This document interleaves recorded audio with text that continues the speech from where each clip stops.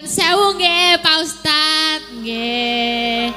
Niki Kak sing keras-keras niku sik pripun to? Ya wis pokoke anggur kuwi rada keras. Oh ya anggur kok keras to? Muni anggur ora. Anggur ki mblenyek ya. Apa? Keras ki watu kuwi keras. Anggur ki mblenyek dipincet ngono ya kaya telek padha. Kaya telek piye? Iya, kaya telek maksudnya kaya telek. Iya. Enggak keras si watu. Iya. Atos. Karo sing rada sopan ning ngarepe Pak. Oh nggih, kula kedah sopan nggih, pangapunten nggih niki. Waduh, mancen niki kula niku dasare rada petuk. Dadine nggih di ngapura mawon. Nggih. Batine Pak Burhanuddin ki mesti iki wong ngopo? Nyandang Jawa kok omongane itu cepat. Iya, ya wis ben apa-apa. Ya, kowe ngaturke pamundhutane Pak Leo iki sa. Napa niku? Tembang kangen maksudnya. Tembang kangen. Oke. Wow. Ngangge bawa mboten. Nganggo bawa. Oh nggih. Men iramane rada keras kuwi karepe Pak Ustad ana sing grenengan mbok sing rada keras-keras. Iya, ayo ngecor. Ayo. Mangga. Aja turu sore kaki. Nyuwun pangapura karo Pak Ustad. Niki soalé blasteran Pak Ustad tadi. Iya kula blasteran. Dados kula niku blasteran gembel karo wet. Apa? Gebas wedhus. Nek jare Pak Seno ne kuwi. Ya aja tak omongke wong kowe iki tak apusi kok tak omongke. Engko aku dukani Pak Ustad ngurusi dene kok kurang ajar. Blasteran gembel ro gibas. Lah ya dosamu to beratine. Hah? Dosamu kuwi ne beratine ora pareng menungso e wedhus. Ayu-ayu e wedhus. Wedhus iki ya ana sing ayu kok ya. Ono ya. Wedhus iki pipine nang ndi? Oh ning ya ning kene ne. Lah. Lah ning endi? Nang mburi kok ya. Kok iso? Wedhus kae mesti nang ngambung mesti mburi. Oh iya ya. Kok iso ya bener. Ya tak ambung mburi e. Aja kowe. Lah kok kowe patrape kaya wedhus.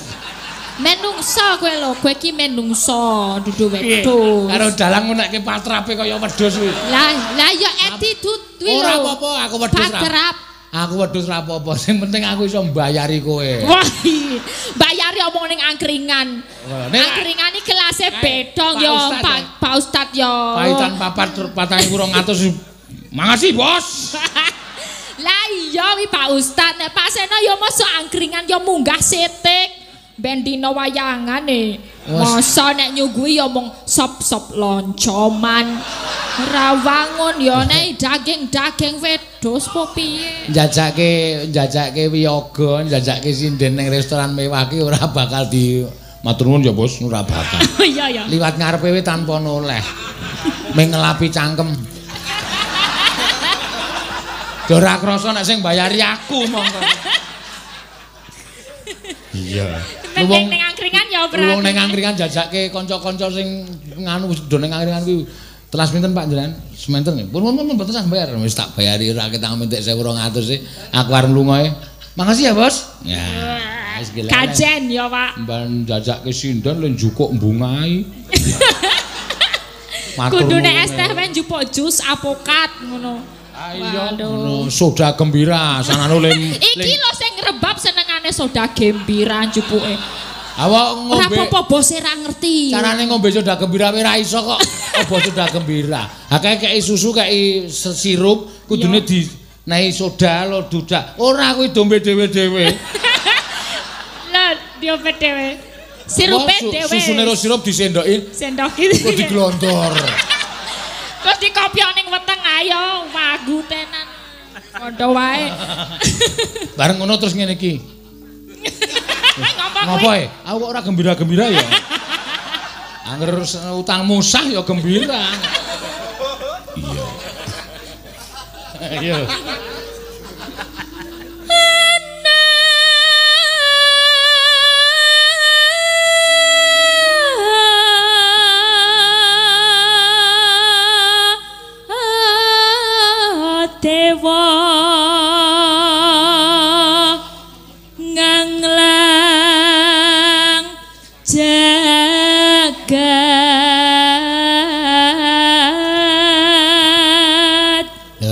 Iya termasuk suluke Njeng Sunan Kalijaga. Suluk Kanjeng Sunan Kalijaga. Iki ngelmune Njeng Sunan Kalijaga. Aja turu sore kaki ana dewa nganglang jagat. Kuwi suluke Njeng Sunan Kalijaga nalika mulang karo putrane Njeng Sunan Muria. Kuwi ora. Piye Pak Ustaz? Kok ngerti sejarah barang e? Lho padha. Kok cerdas utekmu? Utekmu dasmu. Ya aku gumon ngono. Gumon sebagai murid ya aku gumon ngerti sejarah. Nek ora sing nyuwara kowe wis tak vonis. Wah. Ya ning gandeng kowe iki wong blesteran omongane ting percotot ora masalah. Lah apa basa kramane utek ki apa? Pikiran bahasa Indonesia. Ya wis pokoke pikiranmu. Oh iya. Aja utek-uteki kasar. Oh iya oke pikiranmu. Ngono arep uteke kaya ngene iki sing goleke sandang pangan kowe ya. Iya jelas bosku padake. Ndasku. Wah. Apa? Ndasku ben ngarepku. Senajan aku brutuh kuwi ndasku. Bener? Bener. Ndas ki pengarep kok. Pengarep. Heeh. Soale wis adong wis ben. Demben kae malah ngunek rektore ndas kampus modal. Ya sing ya apa-apa. Sesuk dibenerke sing pendenge. Ya sesuk tak. Aku diulang ya ora tau nggatekke kok. Iya. Nyangking bokor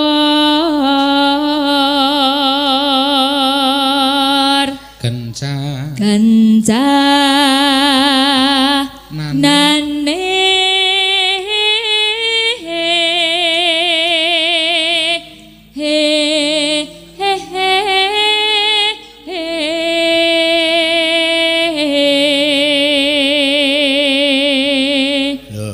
ulangane Njeng Sunan Kalijaga iki terus lagu gundul-gundul pacul kae. Oh, gundul-gundul pacul. Itu juga dalam apa jenenge iki artinya dalam sekali. Oh, ilir-ilir. Oh ya ilir-ilir tahu. Oh iya. Nek ngerti artine takono Pak Ustaz. Lah kok ora takon kowe? Jare dalang. Dalang mudal-udal biwulang. Berarti ne takon padalang sing bener Pak Dalang apa Pak Ustad? Oh Pak Dalang jare Pak Ustad. Jare Pak Ustad Pak Dalang sing iso njelaske. Soale Pak Ustad yo ora ado. Wah, padha wae.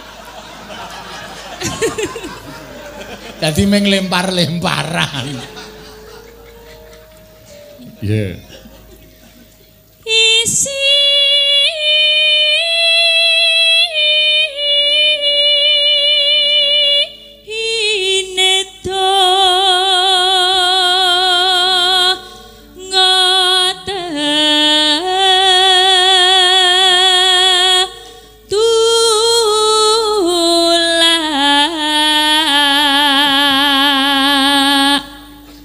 sandang kelawan pangan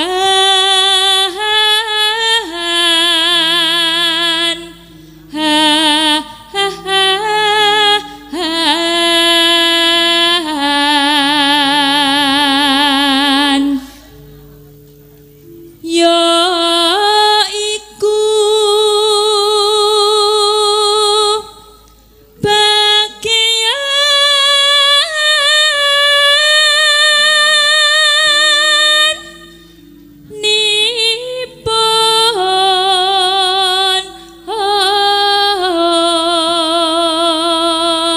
wong meleksa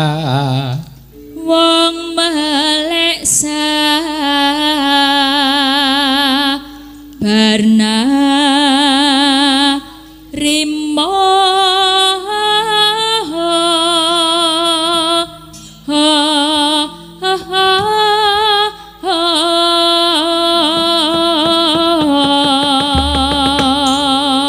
ya mangga tembang kangen dados yuk.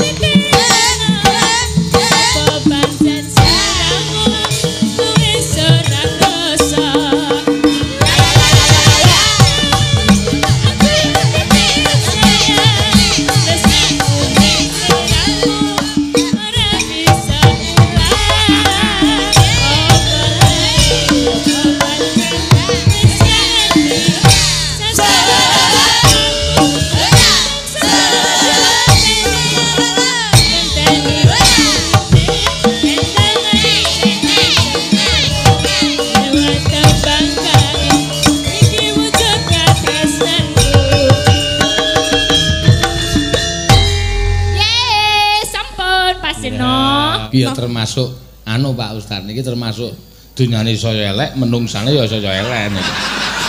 Kok aku lho. Wong kok karo Pak Ustaz kok ngerti wani pira ki njur anggepmu? Lah nggih, aku lagi timik-timik kok joget lho. Langsung ngoten niku. Oh ya ora apa. Sing elek sapa nek kono kuwi? Lho ora ana sing elek, pancen ya sindenku kudu joget. Pak Ustaz mengelingke, Pak Buan iki mengelingke. Nganggo joget. Ora apa. Paling kira paling mboten tak assalamualaikum ngoten. Kok malah joget lho. Wonten niku. Berarti elek ora iki? Apik. Sembrono ora. Iya. Nah, kowe kudu.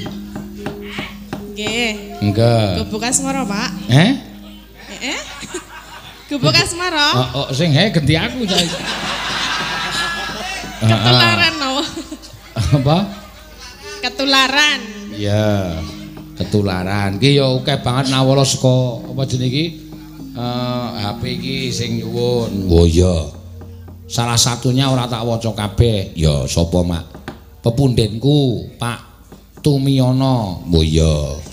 Sing anu Direktur Utama Perwita Karya. Iya. Di nyuwun bajing loncat engko Mbak Ayu sing kepareng nyekar. Oh iya, ngono ya, Mak. Iya. Ya piyayi ana ning tresna karo budaya. Ya. Pendak sasine pendapane wayangan. Ya. Matur sembah nuwun mengko diaturi, Mak. Yo, gubuk asmara sik. Ya. Nggih, ngagem bawa mboten? Nganggo komplit. Yo. Kaya termasuk dunyane elek wong elek kaya.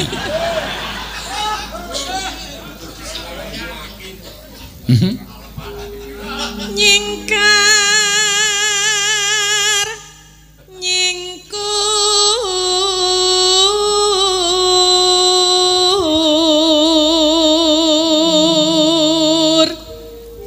Wiwitane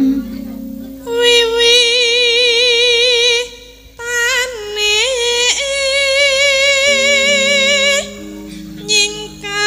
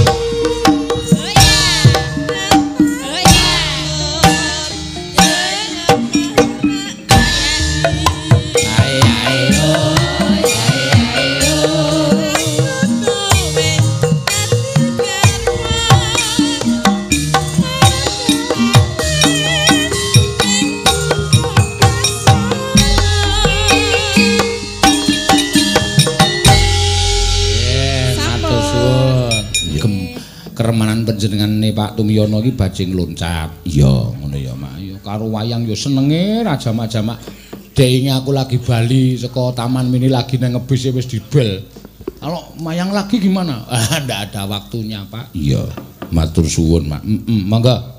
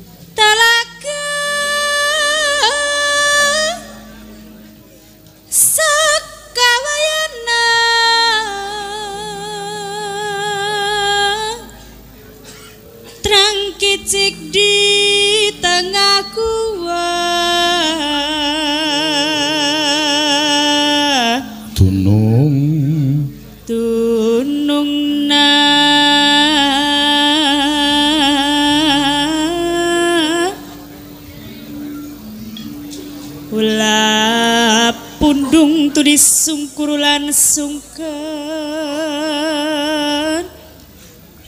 tedi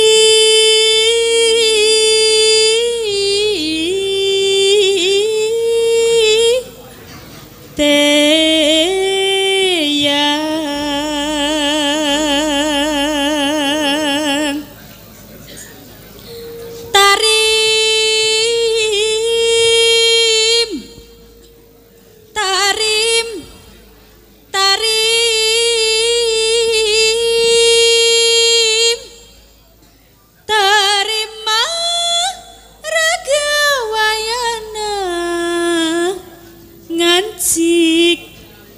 ngancik di negara ti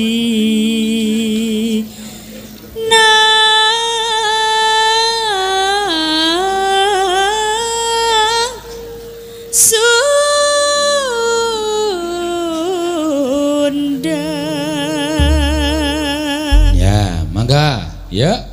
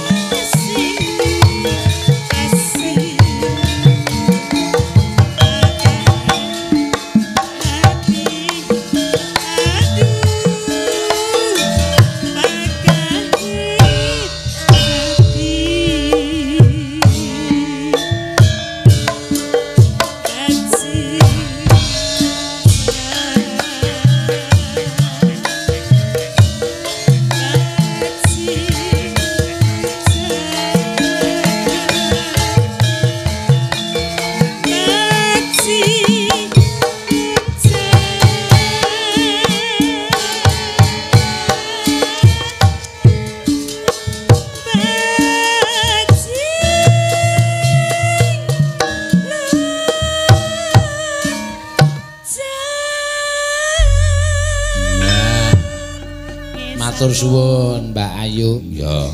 Jumeneng Mbak Anting. Amit sewu karo Pak Kyai. Ya.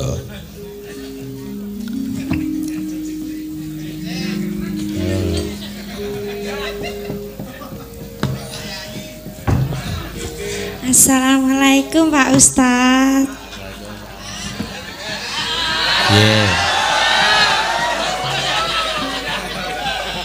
Nganti lali. Pripun kok merengas-merengas? Sik Pak Burhanuddin nganti lali. Assalamualaikum Pak Ustadz. Uluk salam menjawab itu sama-sama mendapat pahala. Anjenengan lali ming. Iya, iya.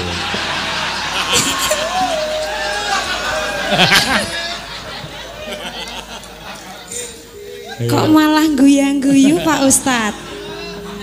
Aja tok bebeda mengke wae kuwi. Heeh. Mangga. Nggih. Dibawani samping gunung Madura, Mbak Anting. Ya. Madura. Gagrak Madura, Gagrak Madura ya.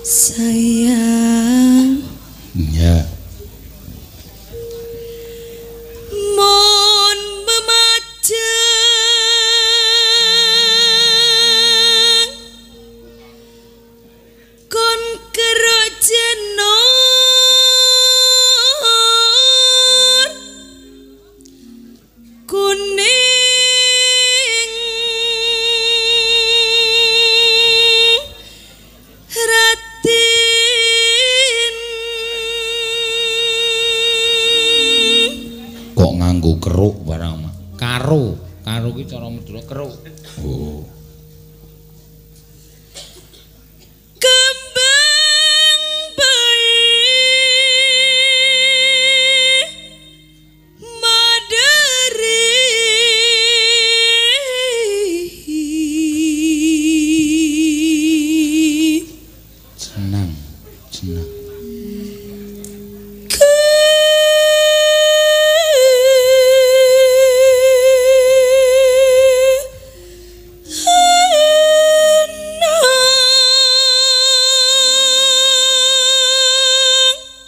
Wonten Pak Kyai penonton sing kudu disiram rohanine nganti resik nika.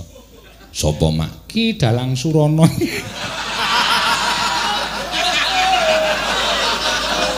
Iki ora ming diresiki digebek kudune iki.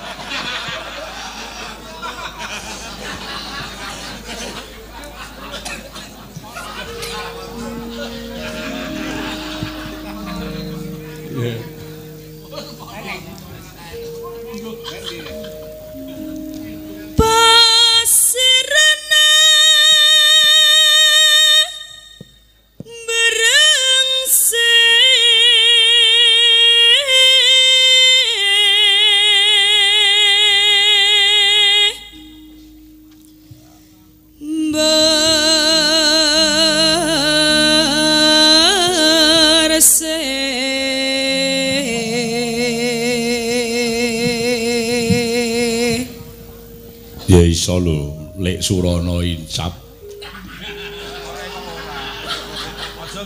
Saiki lek incap. Incap armune piye? Umpama salat kae malaikate ming. Dipaido pisan. Ya. Monggo.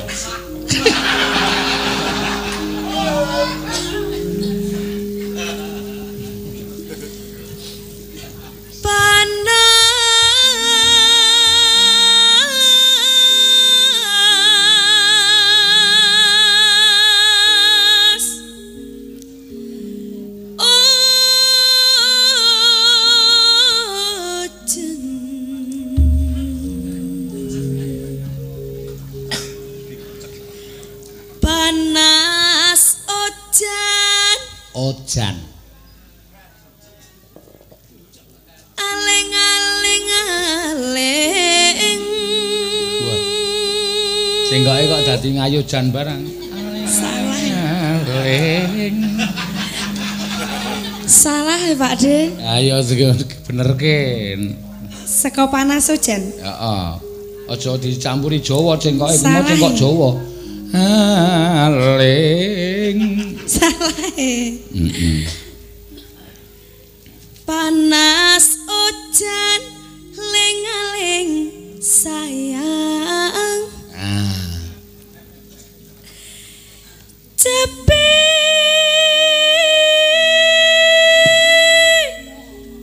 gunung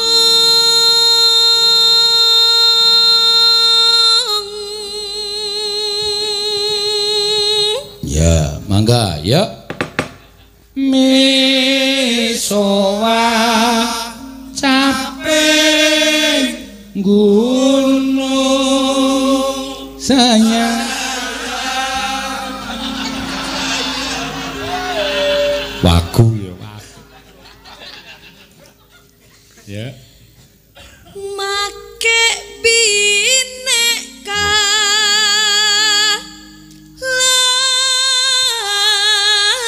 laben Make binek kalaben lake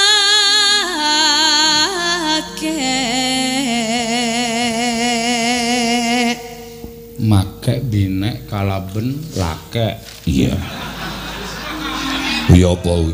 Kuwi basa Madura kok no. Nek ten mriki napa Pak De? Ora ngerti aku. Pak Ustad lakek niku. Wes. Saedan. Lah kok ndak pareng ngerti kula Pak De? Ndak mareng urung umur. Sesuk tak kandhani nek wis gedhe. Kula pun gede kok. Semester 4 tok gedhe kuwi 19 tahun. Sekolah sik sing apik.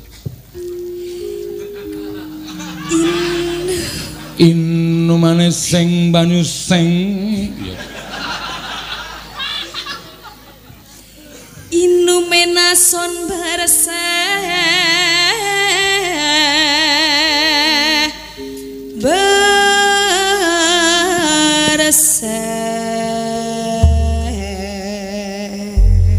Inumane son bersih inumane banyu bening ya nang kono ki omongane bersih ki bening. Oh iya ya.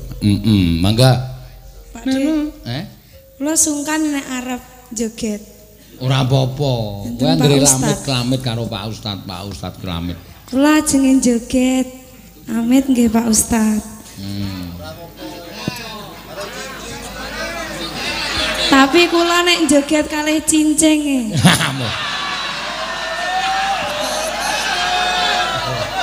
Pripun Pak De? Ora apa-apa. Pak bapak iki wis kaya ngono kuwi wis dianggep nek kaya sing rohanine ora kuat, batine ora kuat, weruh kowe cincinge wis do mbungahi. Waduh. Lah Pak Ustaz wis ora disama. Berarti kados Mas Keswan. Heeh.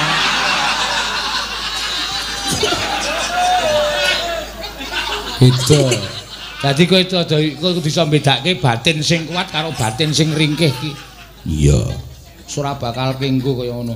Embane kaya nek nggon wayang ki begawan biasa kae mbok dibeda karo wong wedok ayu-ayu tetep ora pengen meneng wae tok. Iya. Mangga. Nggih. Eno ki jaman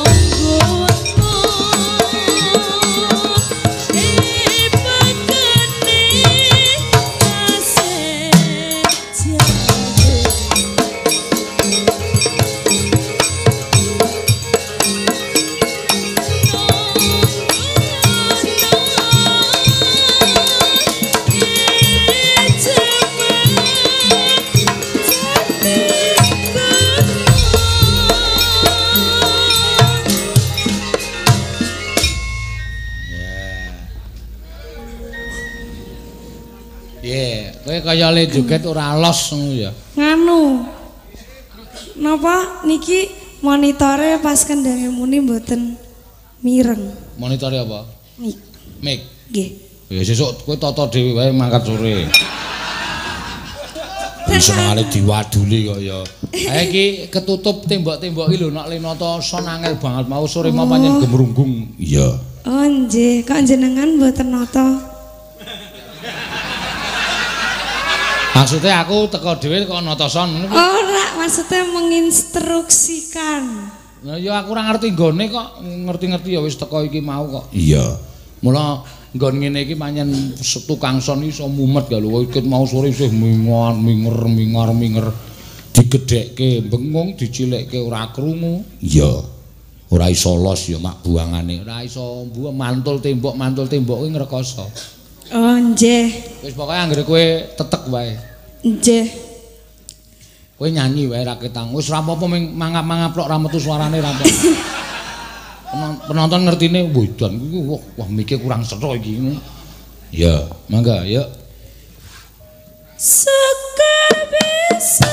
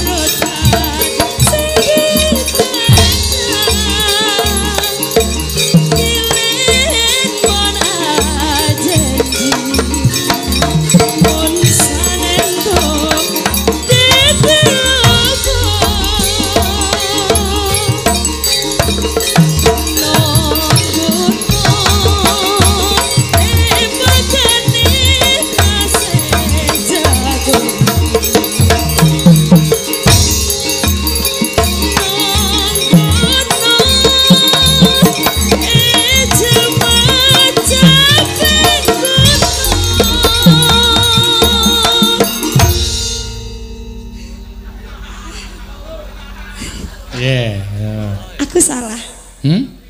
Kula salah wau Pakde. Ora apa-apa. Mboten napa-napa nggih. Gak apa-apa. Isih sak kowe iki kulino salah. Iya. Mbak-mbake kae salah wis ora. Melu mayang lagi pirang dina. Heeh. Ya. Syukur bisa